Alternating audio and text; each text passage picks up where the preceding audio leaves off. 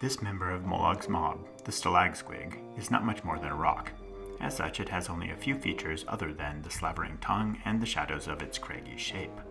With this subtle form, I must do everything I can to make the creature distinct from its environment. The tongue will be purple, and painted to give the impression of wet reflections.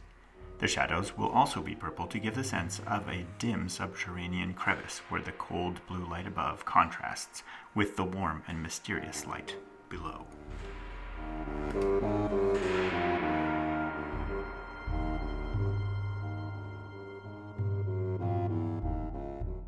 I started with a gray-blue color, added some highlight, then doused the whole thing with Agrak's Earthshade, ruining my desired effect. I tried pulling some of the wash off with a dry brush, but it still looked terrible, so I painted the whole thing blue-gray again.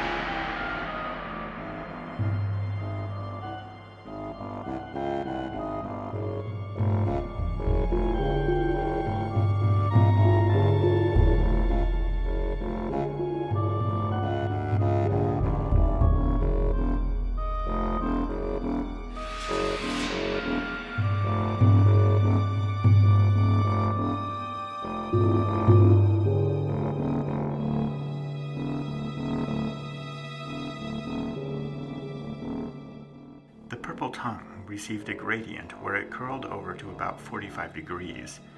In the concavity at its low point, and at the tip, the three spots I thought would reflect light. For the rock, I mixed blue and white for highlights, emphasizing the top and the jagged edges of the teeth, preferentially.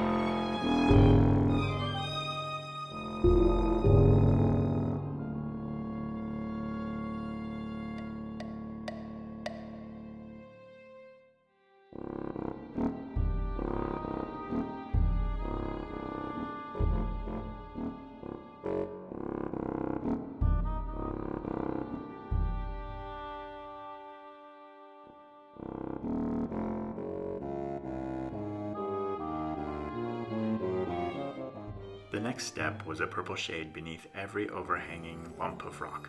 I didn't neglect the skull or mushrooms either, giving them the same purple shadow. For the deeper recesses, I mixed some black in with the purple and created a small gradient in the shadow.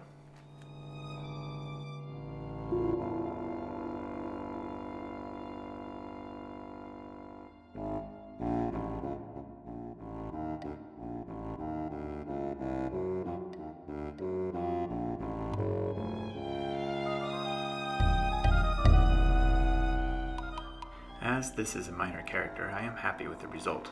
My application of shadow was clumsy and a bit rushed due to my schedule, but the contrasting shadow creates a lot more atmosphere than I could create by simply using a deeper shade of the same color.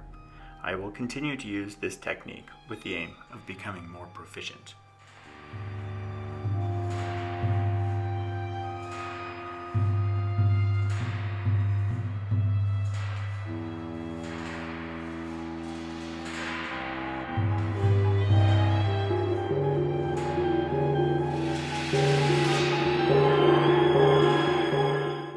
I still lack any finesse with washes. I must practice, but I am not sure what model to sacrifice to the learning process. I will try again soon. After all, it is just paint, and I can paint over it. Thanks for watching, and thank you for your valor.